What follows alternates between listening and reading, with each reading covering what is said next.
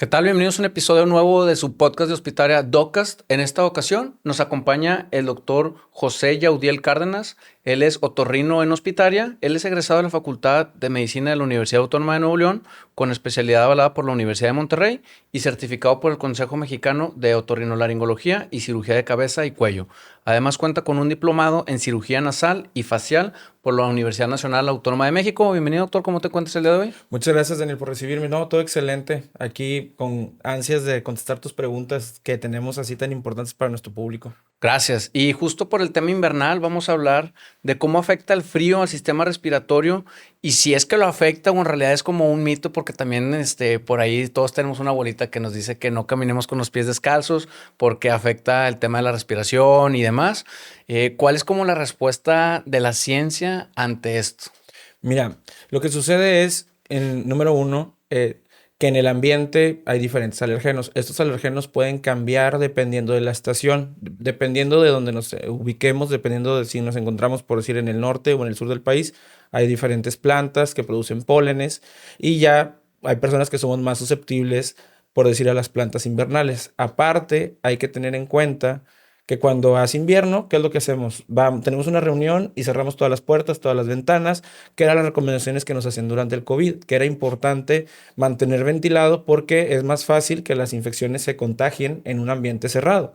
Y entonces es muy fácil que si tengo yo gripa y voy a una reunión, todos mis amigos se infecten y entonces, ¿y qué haces en la reunión? Tomas frío, estás tomando ya sea pues cualquier tipo de bebida, ¿no? Y entonces estas bebidas frías lo asociamos que nos enfermamos por la bebida fría, pero realmente fue la reunión. O sea, yo estuve en contacto con mi compadre que estaba enfermo y pues simplemente no me contagié.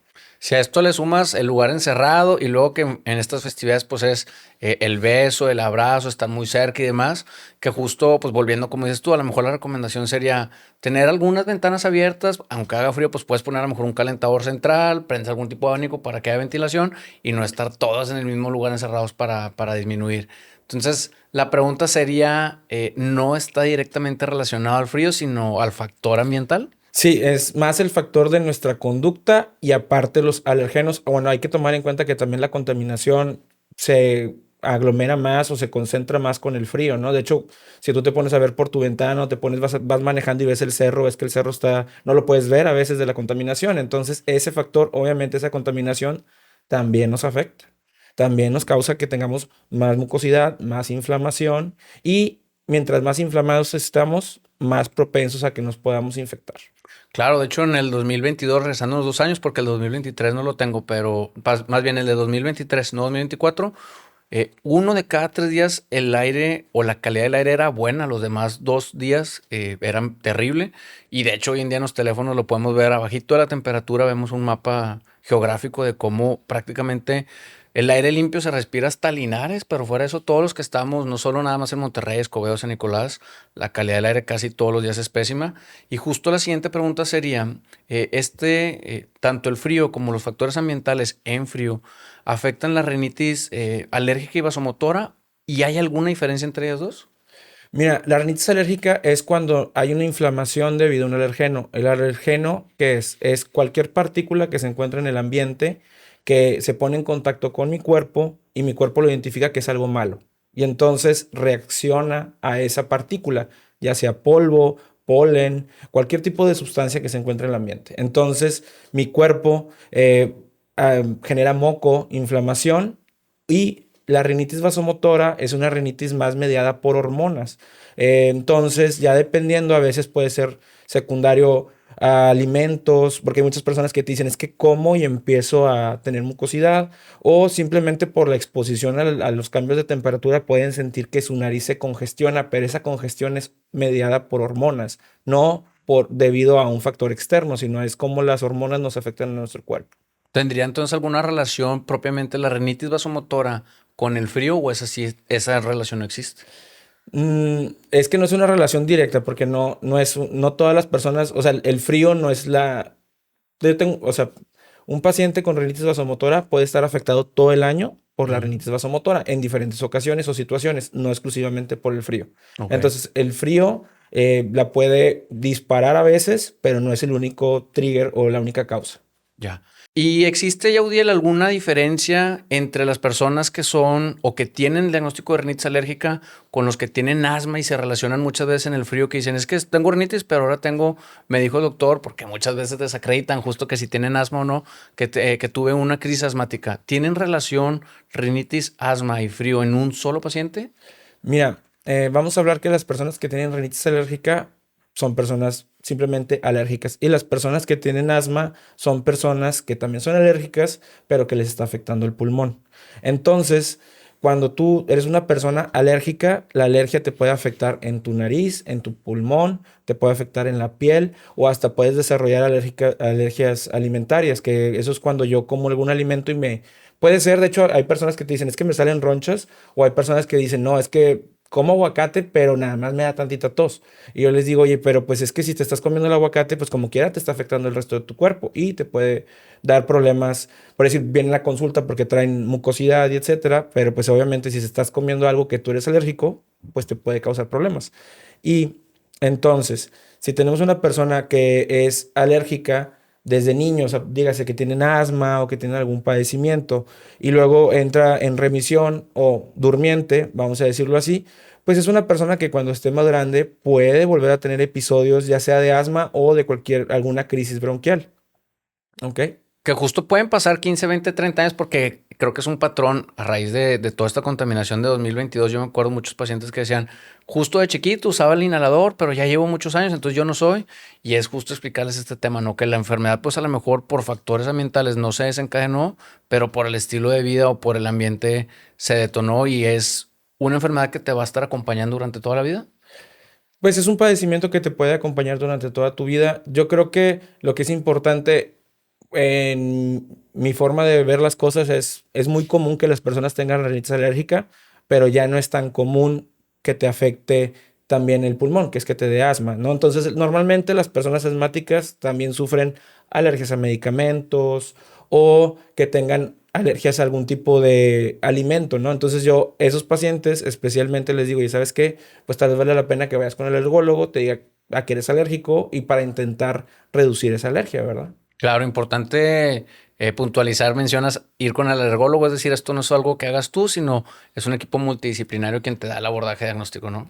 Exacto, sí, porque a veces llega el paciente conmigo y les explicas, oye, tienes probablemente rinitis alérgica y te dicen, bueno, rinitis alergia ¿a qué? Y le dices, mira, pues realmente sin hacerte una prueba no te puedo decir exactamente, pero pues la realidad es, número uno, pues tenemos el polvo, que todos pues, me dicen, hay pacientes que van con el alergólogo y me dicen, doctor, es que soy alérgico al polvo, soy alérgico a los ácaros y soy alérgico a las cucarachas. Yo le digo, bueno, pues a quién nos va a caer bien eso, ¿no? Ajá. Pero pues, ya dependiendo del caso, pues a veces podemos ser alérgicos ya a zacates, a diferentes tipos de árboles del ambiente y que ya obviamente mientras más alergias, pues más problema te ocasiona. Claro. Y volviendo un poco al tema del frío, para puntualizar y aprovechar antes de cambiar de tema, ¿está relacionado también a mayor cantidad de infecciones en la garganta y en las amígdalas o anginas, como los dicen mucho? ¿O es parte de la misma respuesta de, pues no tiene una relación directa al frío? No, no tiene una relación directa del frío, pues es como estaba platicando el otro día con un paciente que estaba internado y les digo, oye, ¿sabes qué? Pues es como si nos fuéramos a Rusia, no hay una mayor incidencia de infecciones de garganta y esas personas a veces andan a -0, ¿no? Entonces, la realidad es que simplemente, o sea, como estamos acostumbrados a un clima tropical, y entonces cuando hace algo de frío, estamos acostumbrados a aglomerarnos, encerrarnos y nos facilita que se propaguen las infecciones, pero no es el hecho del frío, sino es nuestras conductas ante el frío. Claro. En el tema, mencionabas cuando viene alguien con rinitis alérgica, en la parte quirúrgica tuya, seguro te ha tocado algún paciente que a lo mejor se opera por un tema de rinitis y demás, y luego a lo mejor después de 4 o 5 años requiere una nueva cirugía porque no se trató la parte alérgica o ese tipo de situaciones no pasan. Sí, de hecho es un tema muy importante que siempre les menciono a mis pacientes. Ya dependiendo el caso, por decir, una persona que me platica, como te explico, hago las preguntas y me dices que soy alérgico a la penicilina, tuve asma de niño y vengo contigo porque no puedo respirar por mi nariz. Se deciden operar, pero yo le digo, oye, sabes que tú eres muy buen candidato para que vayas también con el alergólogo, para que te haga pruebas y te dé vacunas para intentar reducir esa alergia y que no te vuelva a inflamar tu nariz. De hecho, normalmente a todos los pacientes que se operan de sinusitis, que normalmente la sinusitis es un proceso inflamatorio más severo que la rinitis.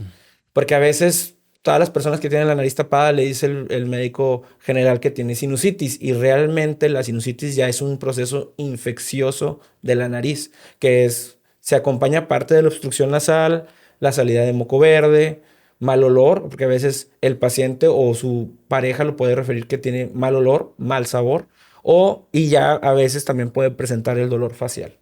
Perfecto.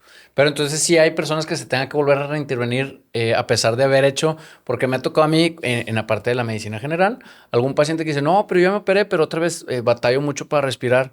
Y le digo, justo lo que acabas de mencionar, pues es que mientras no vayas con el alergólogo, detectes la causa, se trate justo como dices tú con inmunoterapia, pues vas a requerir, si se llegan a reintervenir y el seguro responde o suelen ser particulares. Mira, sí, de hecho, a veces sí he tenido pacientes que se tienen que reintervenir y sí me ha tocado que en esas ocasiones sí ha respondido el seguro, Ujú. porque se considera que ya es un evento subsecuente al siniestro que se abrió en la primera ocasión, pero pues, realmente normalmente se les aconseja a los pacientes que si quieren tener una buena evolución, pues que acudan también con el ergólogo, porque como mencionamos, es un manejo interdisciplinario para tener el mejor resultado, ¿verdad? Claro, seguro contigo llegan los pacientes que ya abusaron de los descongestionantes, no quiero decir ni la marca ni el fármaco para que no Claro. caigamos en eso, pero ¿cuál es la historia del paciente que llega contigo ya para operarse porque no puede respirar? Bueno, ese es un tema súper importante. ¿Por qué? Porque imagínate que tú eres una persona que se dedica, que está trabajando, que no puede tomarse el día libre y no puede ir al médico y entonces, pues esos fármacos o medicamentos están de venta libre, ¿no? Entonces lo ves, lo agarras y tu primo lo usa y te dice que con eso duerme súper bien y entonces lo empiezan a usar para dormir. Y luego después lo empiezan a utilizar ahora 2, 3 veces al día y luego lo vamos utilizando y ya no pueden parar. A veces me dicen, doctor, yo traigo en el bolsillo, en el carro, en todos lados, en la oficina y ya realmente pues ya soy dependiente del medicamento. ¿Por qué? Es una situación, como estos medicamentos actúan a nivel hormonal, entonces como el cuerpo lo identifica la hormona, la descongestión significa que los vasos se hacen pequeños y entonces se abre el espacio muy rápidamente y luego ya que ya pasa el aire, pero luego eh, tenemos que volver a poner el medicamento para que se vuelva a abrir, porque si no ponemos el medicamento, la nariz se cierra y entonces el paciente está ahora más incómodo que si no hubieras dado el medicamento, ¿no? Y entonces llegan conmigo porque ya están desesperados, ya quieren hacer algo, pero yo les digo, oye, te tengo que dar tratamiento y te tengo que quitar de ese ciclo, porque si te operamos así, es muy probable que vayas a tener un sangrado durante tu cirugía o en el posterior de tu recuperación, porque tu nariz de hecho, son los medicamentos que se utilizan durante la cirugía para controlar el sangrado. Mm. Y entonces los medicamentos no tienen efecto y es más probable alguna complicación. Tenemos que sacarte de ese ciclo de estar utilizando los descongestionantes y luego ya te podemos operar. De hecho, en las cajitas de los medicamentos, de ese medicamento particular, dicen no debe usarse más de 3 días, no debe usarse más de 2 horas. Y justo yo les explico como tú lo dices y ponen cara de que no, pero es que yo lo llevo usando mucho. Y justo les explico eso yo les explico que van cerrando como unas raíces que después se van a abrir al doble. Y es bien complicado porque eso seguro te ha tocado esas semanas en las que les quitas el congestionante previo a la cirugía, sí le sufran un poco, ¿no? Sí, claro. Sí, sí, sí. No, no, no. Es muy difícil. De hecho, ya dependiendo de lo avanzado que esté la situación, pues puede ser muy difícil para el paciente dejar el medicamento. Pero muchas veces, pues ya están cansados de estar en este ciclo. Y a veces me ha tocado pacientes que llevan 2 años usándolo.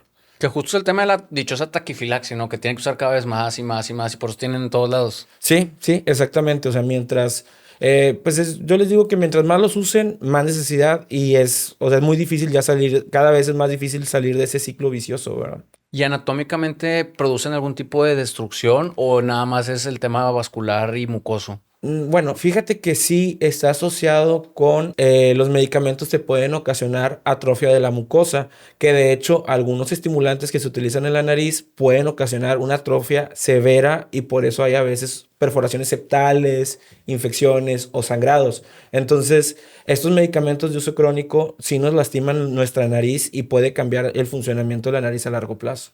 Claro. Y regresando un poco al tema, la última pregunta que tenía con el tema del frío, desencadenan, eh, apneas y ronquidos, o a lo mejor es también un factor ambiental que como duermes ahora más encerrado, hay menos ruido ambiental y demás, la pareja, porque supongo que normalmente quien se da cuenta es la pareja, ¿tiene alguna relación apnea y ronquidos? Yo te diría que el frío, entramos por la raíz de que en el frío hay más alergia muchas veces y esa alergia me ocasiona más congestión nasal. A mayor congestión nasal, mayor ronquido.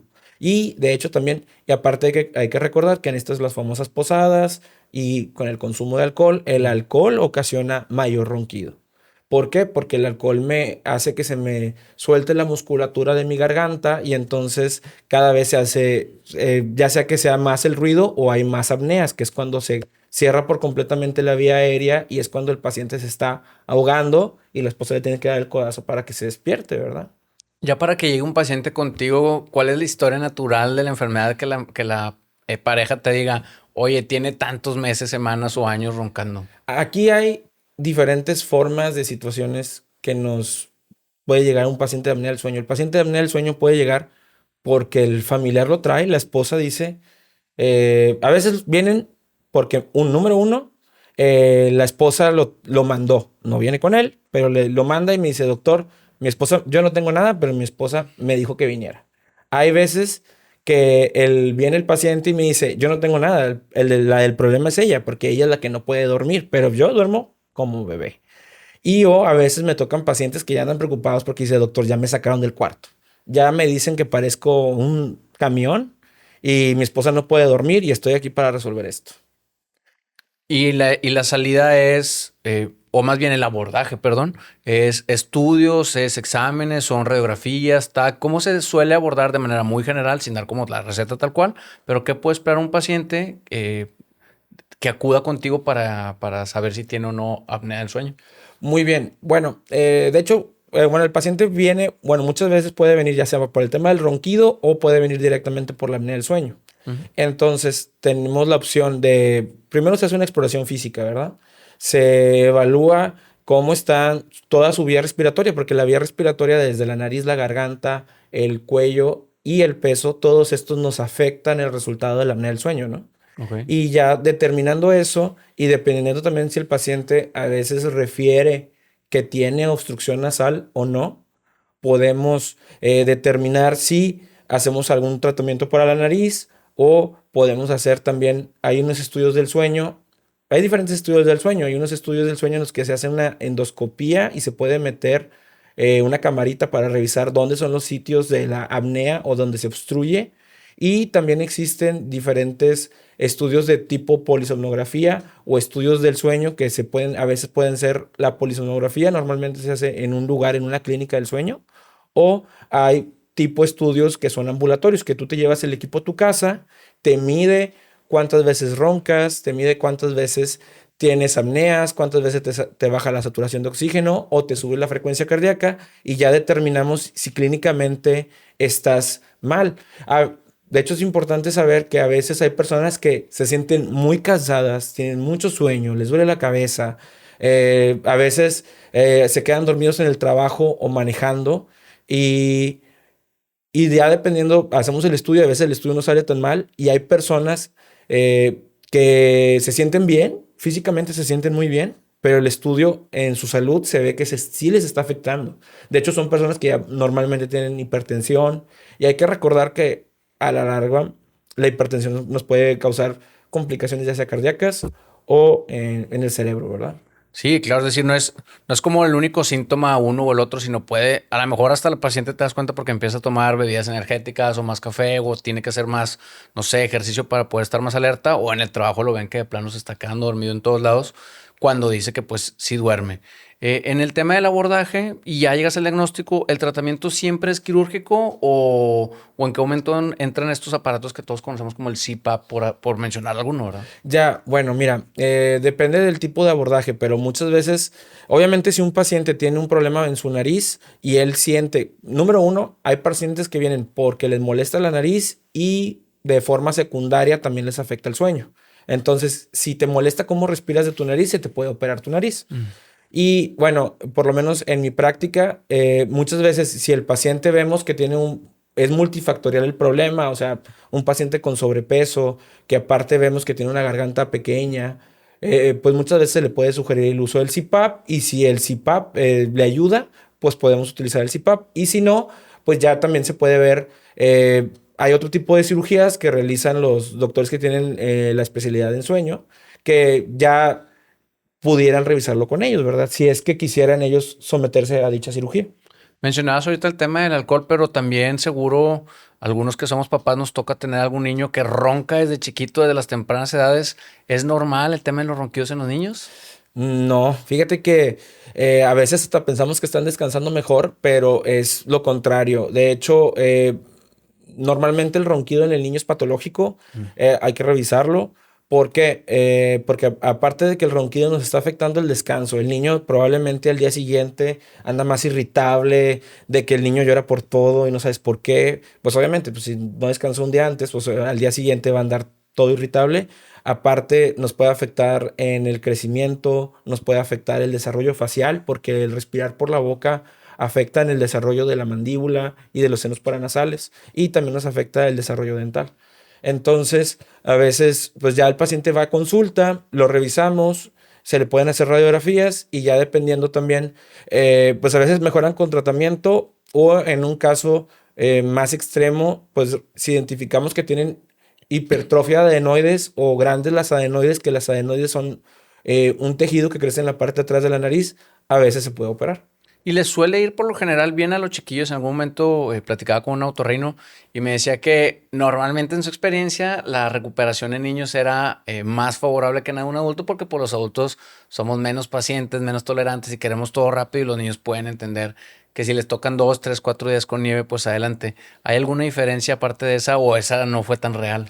No, sí, claro. De hecho, o sea, es importante que es menos dolorosa la cirugía en un niño que en un adulto. ¿Por qué? Porque obviamente el área a operar es más grande, puede ser que ya los tejidos estén más adheridos y entonces, pues normalmente al adulto cuando viene a la consulta que se quiere operar las amígdalas, se le explica, ya sabes qué, pues puede ser doloroso, que ya dependiendo del caso, pues se pueden manejar diferentes, hay terapias tipo la home pump, que es como una bombita que ponen los anestesiólogos que te está dando medicamentos para que no te duela. O podemos intentar diferentes tipos de fármacos, ¿verdad? Pero suele ser una cirugía sencilla con recuperación en 3, 4 días, ¿verdad? No, de ¿No? hecho, no, o sea, yo normalmente, de hecho, Una amigdalectomía, perdón. una Ajá. amigdalectomía, normalmente yo les digo que la recuperación es de una semana, 10 días, hablando del tema de una recuperación inicial, pero de hecho, para regresar a una vida normal, por decir, los niños pueden, o sea, los niños obviamente, pues no los tienes amarrados a la cama, ¿verdad? O sea, ellos hacen su vida normal, pero no los puedes llevar, por decir, a los brincolines o hacer ese tipo de actividades, no pueden ir al fútbol, no pueden ir al básquet, porque pues un mal golpe y no queremos que pase un accidente, ¿verdad? Claro. Entonces se les recomienda, por lo menos yo en mi práctica, yo me aseguro que esté todos los tejidos cicatrizados para que ya regresen a sus actividades 100% deportivas, ¿no? Pero obviamente tal vez a la semana... pues pueden tal vez regresar a la escuela y todo lo demás. Nada más es bien importante, especialmente en los niños, la dieta. Mm. No pueden comer papitas, tostadas, ningún alimento cortante, que eso a veces hay papás que me dicen, no, doctor, mi hija es bien entendida y no va a comer nada en la escuela que no debe de comer, pero hay papás que me dicen, no, doctor, es que a mí me da miedo que a ella le compartan algo y que pase un accidente. Entonces a veces deciden no mandarlos por el miedo a eso, ¿verdad? Y en el adulto, pues a veces la cicatrización completa puede ser en un mes. Ok, dato muy importante. Ahorita mencionabas que el abordaje de la vía respiratoria empieza desde la nariz y termina en los pulmones, pero mencionaste un factor importante que es el tema del sobrepeso. ¿Por qué puntualizar en eso? ¿Cuál es el impacto que puede tener en la respiración? Mira, de hecho es bien importante. El sobrepeso nos afecta en diferentes maneras. Hablando de la respiración, hay que recordar que el sobrepeso, uno piensa que solo crece hacia los lados, pero en la realidad en el tema de la garganta se estrecha, cada vez se va haciendo más chico y a más, si una tubería, mientras más cerrada la tubería, es más difícil que pase el aire y entonces es más probable que tengamos ronquidos. De hecho, hasta hay personas adultas o a veces niños que los escuchas respirar y se escuchan que están roncando despiertos de lo obstruido que están. Y entonces eso nos puede afectar. Esta disminución de la vía aérea también nos afecta La resonancia, cuando se afecta la resonancia, se puede considerar que hay un cambio en la voz también. Porque la voz se produce en las cuerdas vocales, pero también hay que recordar que tiene resonancia en lo que es la nariz y la garganta. Y si tenemos, por eso la gente que tiene la nariz tapada, pues tiene la voz gangosa o voz nasal. Y entonces el sobrepeso, al final de cuentas, no solo es como hoy en día, creo que ya está como muy ¿Identificado? sensible y muy identificado el tema de, no, el sobrepeso o la obesidad, pero sí tiene un impacto en general en la calidad de vida, pero también en la voz, en la respiración, en el descanso. Sí, bueno, hablando por lo menos en mi área, podemos hablar que el sobrepeso nos puede ocasionar, número uno, se considera que el sobrepeso es un estado proinflamatorio. Entonces ya se considera que por estar en un estado proinflamatorio estás más susceptible a infecciones en general. Y entonces podemos tener infecciones del oído, de la nariz, sinusitis. De hecho, está muy directamente a veces relacionado con la sinusitis también. También hay estudios, hay un problema, una infección en el oído que se le llama una hipoacusia súbita. La hipoacusia súbita es una sordera en la que estamos normales, nos vamos a dormir, nos levantamos y no escuchamos nada. Normalmente se cree que se debe a una infección de un virus y ya está relacionado que el tener sobrepeso nos puede ocasionar o nos puede aumentar el riesgo de esta pérdida auditiva. Entonces, nos estamos dando cuenta que el sobrepeso nos está ocasionando, aparte de la obstrucción para respirar, para dormir, riesgo de infecciones. Y este riesgo de infecciones es en general, mencionaba sinusitis, pero también tiene relación, digo, aprovechando que eres otorrino en el oído, también hay problemas relacionados con el oído. Sí, claro, de hecho, se considera que la obesidad nos ocasiona que se tapen las pequeñas arterias del oído y eso nos puede ocasionar sordera, zumbidos o facilitar, en este caso, como mencionamos, la hipoacusia súbita. Por ende, si uno llegara a padecer cualquiera de estos diagnósticos, la resolución del peso, llegar al peso adecuado, probablemente restaure las funciones y todo regresa a la normalidad. Bueno, es importante saber que cuando es un problema agudo, o sea, vamos a decir que empiezas con el zumbido hoy, pues obviamente mientras más nos tardemos en tratarlo, es menos probable que se recupere. Hay personas que van a la consulta, se les da tratamiento y sienten que regresan a la normalidad, pero si ya, tristemente me ha tocado pacientes que llevan 2 meses por decir, con la sordera o con el zumbido, pues es menos probable que sea una recuperación así ¿Tan rápida? o total, sí. Ok, por completo. O Sí, sea, por puede ser que sí completo. quede alguna consecuencia o Sí, sí puede secuela. haber secuelas, claro. Sí, de hecho, lo que es el tema de la audición y el zumbido, podemos considerar que el oído es como, o el caracol es como si tuviera su propio kilometraje, ¿no? Porque se almacena todo lo que hemos hecho durante nuestras vidas, se almacena lo que es la exposición a ruido, Mm. los medicamentos que hemos tomado, las infecciones que hemos tenido en el oído, si es que, porque a veces hay personas que han tenido infecciones de niños, y entonces eso nos puede ocasionar los zumbidos ya de adulto. O sea, tiene memoria el caracol. Ujú, Suena ujú. raro, pero pues es así. Sí, es una realidad, es como si fuera un carro. Bueno, y en ese tema, aprovechando tu experiencia, ¿están justificadas el uso de gotitas para el oído cuando hay alguna infección? Porque creo, en el consultorio de medicina general, creo que los pacientes los usan más de lo que se debería, si es que se deberían de usar. ¿Cuál es tu opinión de experto respecto a las gotitas óticas? Mira, las gotas ópticas tienen una función específicamente en el caso de una infección del oído. O Ujú. sea, si tú tienes una infección, una otitis externa, que es cuando se infecta la parte de afuera del oído, que es la oreja o el conducto, o en algunos casos también cuando tenemos otitis media perforada, Mm. también se puede utilizar gotas. Pero, eh, de hecho, hay gotas que no son para oídos perforados. Entonces, o sea, si tú tienes una perforación de oído, tú tienes que ir con tu médico para que te recete gotas específicas para tu problema. No puedes utilizar la que tiene tu primo, ¿verdad? Sí, claro, y menos si la tiene desde hace 2, 3 meses, porque esa es otra, que ya no, mira, yo le di esta hace 4, 5 meses. Yo les explico, señora, no tiene conservadores para tanto tiempo. Yo uso gotas para los ojos y le pongo la fecha de apertura para saber que en algún momento, pues los químicos farmacólogos te dicen, a este punto tienes que tirarlas. Sí, Entonces, sí, sí, entonces pero especialmente, por decir, a veces se les da, por decir, para el zumbido, si no hay una infección, de hecho, normalmente el paciente se queja de que siente que aumenta el zumbido, porque como les tapa el oído las gotas, pues sienten que aumenta el zumbido, ¿no? claro. En el tema quirúrgico, regresando un poco, porque mencionabas que también tiene mucho que ver el tema de los senos paranasales, pero pasando a la estética. o a la cirugía nasal, ¿sueles recomendarles tú algo personalizado o hoy en día ya está como una cirugía por técnica, por médico, por país? O sea, cómo es definir cuál es la mejor estética para una cirugía de nariz?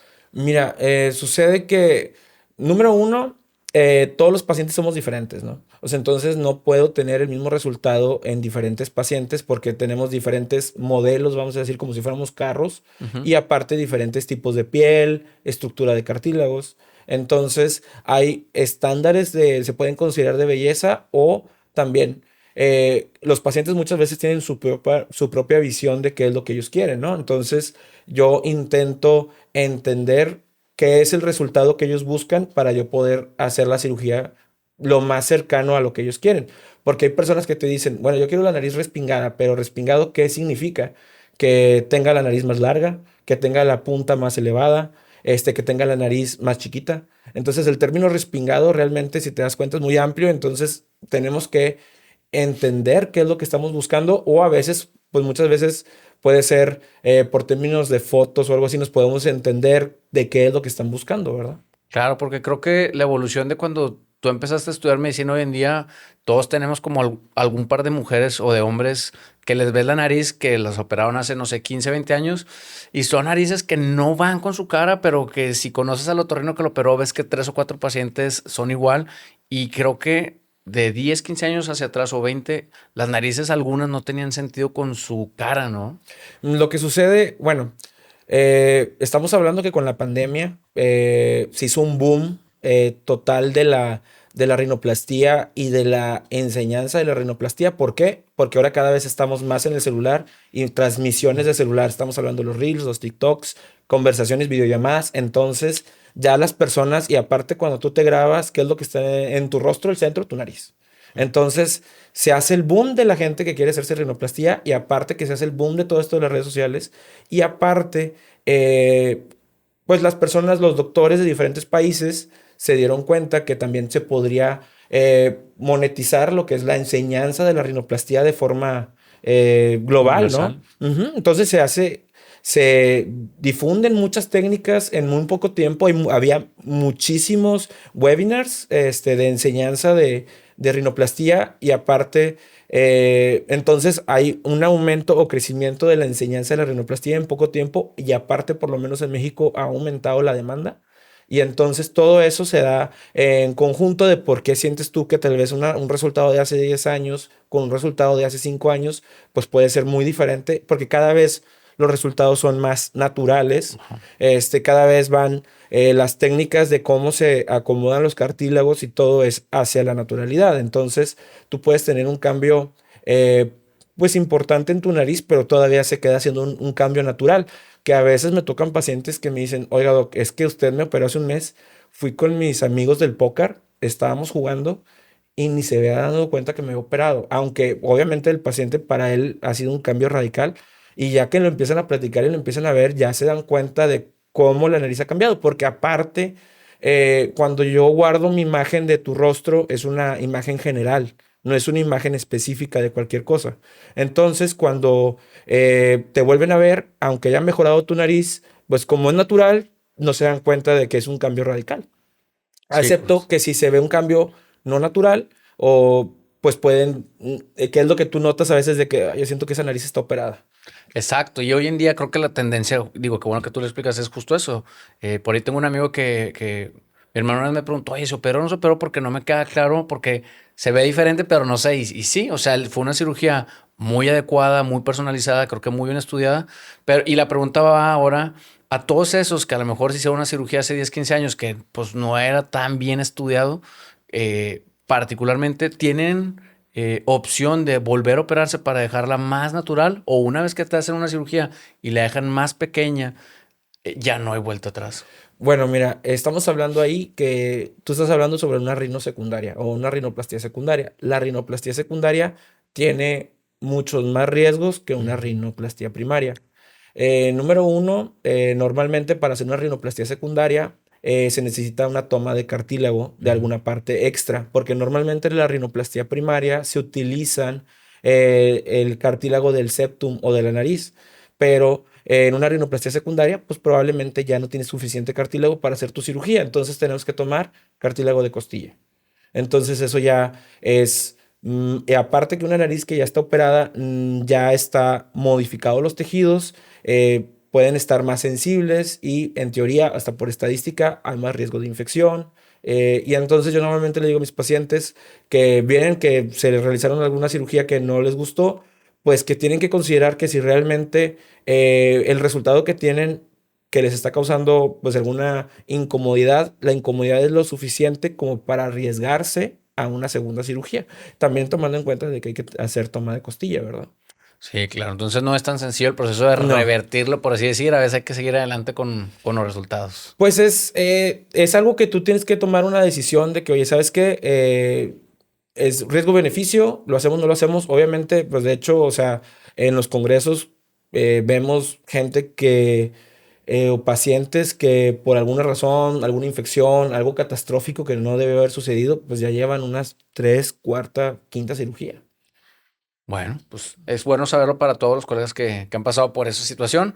Yaudiel, algo que se nos está escapando respecto a apnea, temas relacionados con estética facial o con cirugía nasal.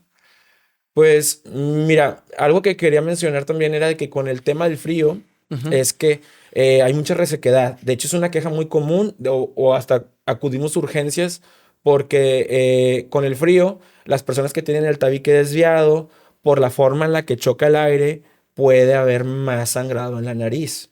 Y entonces, que esto puede ser también en los niños con alergia o a veces hay niños desde muy pequeños con tabiques desviados. Y entonces aumenta la frecuencia de sangrados en la nariz por el frío. Entonces es importante que si vas a salir al frío, pues que resguardes tu nariz. Si ya eres una persona que se conoce que tiene sangrados, que resguarde su nariz del frío para que no tengas un sangrado. Se pueden utilizar lubricantes también en la nariz y o si estás dándote cuenta que es muy frecuente, pues tal vez acudir a consulta para revisarlo. ¿Será válida la pregunta de alguna marca en particular de lubricantes nasales o que acudan a su médico? Sí, exactamente. O sea, digo porque puede ser que algún medicamento por alguna razón no seas candidato a utilizarlo, entonces es mejor que sea personalizado. Claro, justo para no abusar de eso. O a lo mejor muchas veces usan solución de agua de mar en spray, por no decir ninguna marca, y de pronto a lo mejor necesitan algo más. Entonces, no abusar de que hoy en día las farmacias pues venden de todo prácticamente a la mano. A pesar de que no parezca mucho, lo mejor sería ir pues, con el especialista, ¿no? Sí, claro, para revisar que todo esté en orden, porque de hecho el frío no es la única causa de sangrados, hay muchas causas de sangrados que tal vez se pueden revisar. Claro. Yaudiel, ¿recuerdas en qué momento decidiste estudiar otorrino en la carrera o fue desde que antes de que entraste a la carrera tú dijiste, yo quiero ser otorrino? Bueno, fíjate que yo toda mi vida he sido muy curioso. Yo me acuerdo estar revisando desde muy chiquito las cabezas de mis papás, estar revisando desde el cabello, las orejas, los ojos. O sea, siempre me llamó la atención. De hecho, mi familia no es médico, o sea, no tengo Ujú. familiares médicos, pero siempre yo creo que todo se ha derivado de la curiosidad, del saber y el aprender. Y luego después del ayudar, ¿no? Porque también me gusta, o sea, a mí me da mucha satisfacción el seguir ayudando a mis pacientes y restablecer la salud, que eso es para mí lo más importante, ¿no? Porque no solo es, por decir, las personas que se operan de su nariz, muchas veces ya sea funcional o estético, pues estamos hablando que las personas que cambia su vida, ¿no? Entonces, principalmente es eso. Encontraste la combinación de explorar y ayudar y operar. Sí, sí, sí, exactamente. De hecho, esa es una muy comúnmente respuesta que nos gusta mucho a nosotros los otorrinos, es que va en la mano la consulta y aparte hay cirugía, o sea, porque muchas veces el cirujano no resuelve tantos problemas en consulta o el doctor que se dedica a la consulta no puede resolver quirúrgicamente a veces los problemas. Sí, claro, es una buena combinación y aunque hay poquitos lugares a nivel nacional en el tema del ENAR, para que si hay algún MIP que lo está escuchando, pues también es un tanto complejo acceder o accesar a ese tipo de especialidad. Yaudiel, ¿algún mensaje de despedida para la audiencia? Sí, pues les quiero agradecer a todos mis pacientes que han estado en estos años conmigo y quiero invitar a todos que si tenemos algún problema, o curiosidad o preocupación, antes de checarlo en Google, es importante a veces acudir al médico porque tengo pacientes que llevan días sin dormir por estar checando sus síntomas en Google y se preocupan porque dicen que todo lo que aparece en Google es cáncer y a veces son cosas que simplemente, a veces hasta son problemas que se pueden considerar, entre comillas, normales o que se pueden resolver en una consulta, ¿verdad? Entonces, antes de automedicarnos o de intentar resolver las dudas de una forma, entre comillas, sencilla, a veces nos puede causar más problemas. De hecho, este tipo, la ansiedad nos puede generar problemas de salud también directamente. Claro, en caso de cualquiera de esas, acudir con su otorrino de confianza, el doctor Yaudiel, en Centro Médico Hospitaria. Aquí tiene su consultorio. Y pues muchas gracias por aceptar la invitación. A todos los compañeros y amigos que nos han llegado hasta este punto, les agradecería que compartieran este episodio en sus redes sociales, le dieran suscribir para que sea esta comunidad. Nos vemos en el próximo episodio de su Doccast, el podcast de Hospitaria. Muchas gracias. Muchas gracias por recibirme. A ti.